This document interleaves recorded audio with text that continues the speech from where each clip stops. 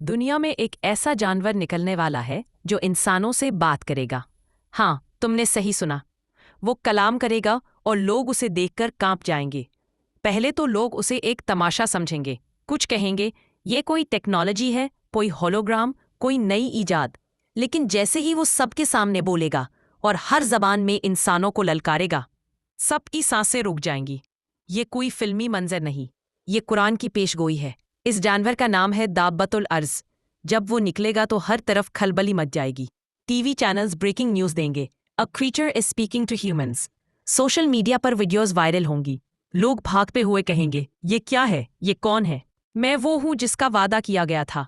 तुमने अल्लाह की आयात को झुटलाया, अब देखो ये निशानी पूरी हो गई। सोचो जरा, तुम अपने कमरे में बैठे हो, फोन पर वीडियो देख रहे हो और अचानक वो जानवर तुम्हारे शहर में भी आ जाए।